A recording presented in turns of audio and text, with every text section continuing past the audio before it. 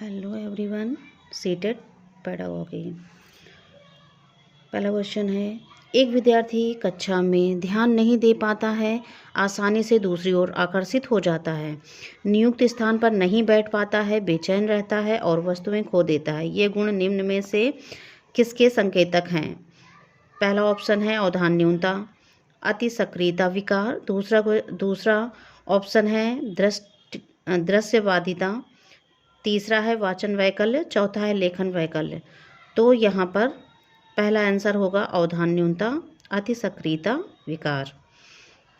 अगला क्वेश्चन है, श्रवण बाधिता वाले विद्यार्थियों के समावेशन हेतु एक अध्यापिका को, पहला ऑप्शन है उस वक्त बोलने से बचना चाहिए जब विद्यार्थी उसका चेहरा ना देख पाए।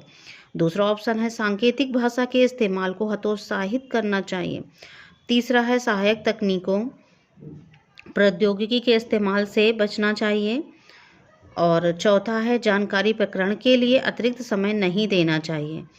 तो इसमें जो है आंसर पहला होगा, उस वक्त बोलने से बचना चाहिए जब विद्यार्थी उसका चेहरा ना देख पाए।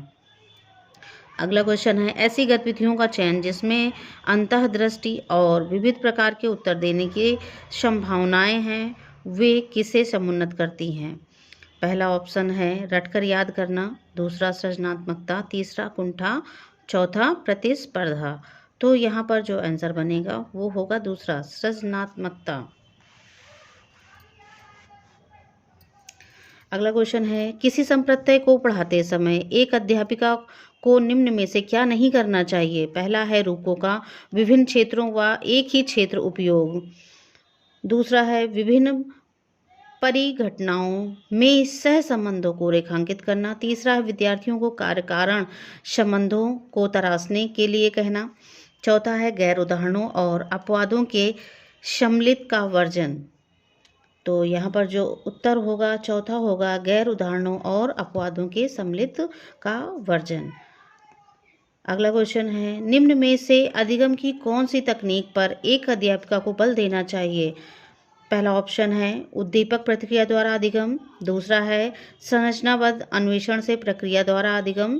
तीसरा है रट्टा मार सीखना। चौथा है दूसरों से ज़्यादा अंक प्राप्त करने के लिए सीखना।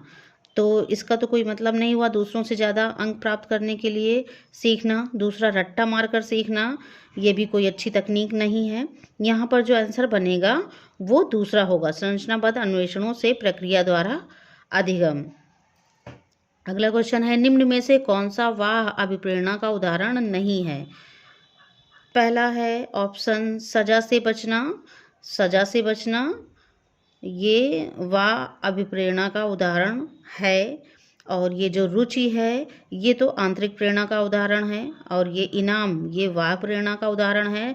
चौथा असफलता का डर, ये भी क्या है? वाह अभिप्रेरणा का। एक्सटेंसिव ये जो रुचि है ये इंटरनल है अभिप्रेरणा, यानी आंतरिक अभिप्रेरणा। ये जो आंसर बनेगा यहाँ पर दूसरा, रुचि। अगला क्वेश्चन है, निम्न में से कौन सा भाव विद्यार्थियों के अधिगम में बाधक रहेगा? पहला है उत्सुकता। उत्सुकता से तो हेल्प होगी। दूसरा कृतज्ञता, यानी ये सहायक होगी। जिज्ञासा भी सहायक होगी। यहाँ पर जो निराशा है वही बाधक बनेगी, किसमें? अधिगम करने में। तो यहाँ पर जो आंसर बनेगा वो होगा निराशा। अगला क्वेश्चन है, अधिगम का सामाजिक संरचनात्मक उपागम निम्न में से किसकी महत्ता पर बल देता है? पहला है ऑप्शन इनाम और दंड। दूसरा है मानकीकृत आकलन। तीसरा है सांस्कृतिक संदर्भ।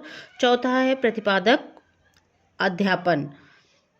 तो इनाम और दंड से कोई सामाजिक संरचना उपागम की महत्ता पर बल नहीं होता है। दूसरा भी मानकीकृत आकलन पर भी कोई बल नहीं होता है। यहाँ पर जो आंसर बनेगा वो होगा तीसरा, सांस्कृतिक संदर्भ। और यहाँ पर जो वाइगोट्स्की हैं उन्होंने 3 चीज़ों पर ज़्यादा बल दिया है। एक तो SCL, S यानी सोशल, C कल्चरल और L यानी लैंग्वेज। इन 3 चीज़ों पर वाइगोट्स्की ने ज़्यादा बल दिया। तो यहाँ पर जो आंसर बनेगा वो होगा सांस्कृतिक संदर्भ। अगला क्वेश्चन है, अधिगम सबसे अधिक प्रभावशाली और अर्थपूर्ण होगा अगर पहला ऑप्शन है यह संदर्भित रूप में हो। दूसरा ऑप्शन है अधिगमकर्ता प्रदर्शन अभिमुखी हो। तीसरा क्वेश्चन है अधिगमकर्ता बाह्य कारकों से अभिप्रेरित हो। चौथा है जानकारी असंबंधित खंडों में प्रस्तुत की जाए।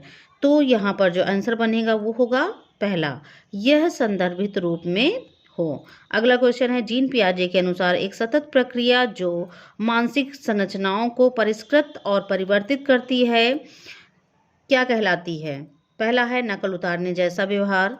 दूसरा वस्तु स्थायित्व, ये जो नकल उतारने जैसा व्यवहार है ये 0 से 2 वर्ष की अवस्था में होता है, यानी इंद्रियगामक अवस्था में, जिसे सेंसरी मोटर भी कहते हैं। यहाँ पर वस्तु स्थायित्व यानी कि ये भी 0 से 2 वर्ष की अवस्था में, इंद्रियगामक अवस्था में होता है वस्तु स्थायित्व। तीसरा है समावेशन, यहाँ पर ऐड करने वाली कोई बात नहीं है। और चौथा ऑप्शन है संतुलीकरण। तो यहाँ पर जो आंसर बनेगा वो संतुलीकरण से ही बनेगा, एडजस्टेबल। अगला क्वेश्चन है विद्यार्थियों को एक समस्या का हल खोजने में संघर्ष करते देखकर उनकी सहायता के लिए अध्यापिका उन्हें संकेत और आधे सुलझे उदाहरण देती है। लेव वाइगोत्स्की के सिद्धांत के अनुसार यह किसका उदाहरण है? पहला है पाड़, दूसरा है प्रतिवर्तन, तीसरा है क्रमबद्धता और चौथा ऑप्शन है प्रतिपादक अध्यापन। तो ये जो पाड़ है टेम्परेरी हेल्प के लिए बनाया जाता है, तो यहाँ पर जो आंसर बनेगा वो पाड़ ही होगा। जैसे कि मकान वगैरह बनाए जाते हैं तो वहाँ टेम्परेरी हेल्प के लिए शटरिंग वगैरह का प्रयोग किया जाता है, जो कि टेम्परेरी हेल्प के लिए होता है, कुछ समय में उसको हटा दिया जाता है। तो यहाँ पर जो आंसर बनेगा वो पाड़ यानी टेम्परेरी हेल्प। अगला क्वेश्चन, निम्न में से किस सिद्धांतकारी ने कहा कि संरचनात्मक विकास एक सहयोगात्मक प्रक्रिया है? लेव Vygotsky, B.F. Skinner, Ivan Pavlov, J.B. Watson. तो यहाँ पर एक सहयोगात्मक जो विकास है वो कौन बताता है? यहाँ पर लेव वाइगोत्स्की ही संरचनात्मक विकास की ओर सहयोगात्मकता के लिए ये बताते हैं। तो यहाँ पर जो आंसर होगा वो लेव वाइगोत्स्की होगा। अगला जो क्वेश्चन है, इनमें से कौन सा विकल्प एक प्रगतिशील कक्षा में संरचनात्मक शिक्षण का उदाहरण है? विविध स्पष्टीकरण, रटकर याद करना और शब्दता पुनरावृत्ति। तीसरा है पुरस्कार और दंड। चौथा है बार बार वेधन और अभ्यास। तो यहाँ पर जो आंसर बनेगा वो पहला बनेगा, विविध स्पष्टीकरण। अगला क्वेश्चन है, हार्वर्ड गार्डनर ने सुझाव दिया कि अलग अलग प्रकार की बुद्धियां होती हैं। निम्नलिखित में से कौन सी बुद्धि गार्डनर द्वारा प्रस्तावित प्रकारों में से एक नहीं है? पहला है संगीतमय, दूसरा है भाषाई, तीसरा है शारीरिक गति संवेदी, चौथा है व्यवहारिक।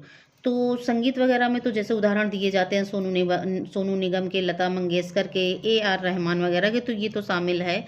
भाषाई भी शामिल है और यहाँ शारीरिक गति संवेदी ये भी शामिल है। यहाँ पर जो व्यवहारिक है यही ऑप्शन ये जो गलत है यही इसका आंसर है, व्यवहारिक।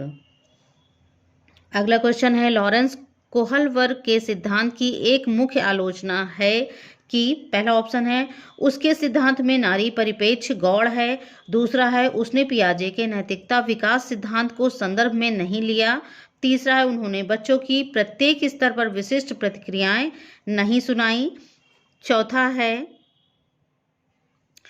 उन्होंने बच्चों पर कोई अनुसंधान कार्य नहीं किए। तो यहाँ पर इसमें जो आंसर होगा वो पहला है, उसके सिद्धांत में नारी परिप्रेक्ष्य गौड़ है।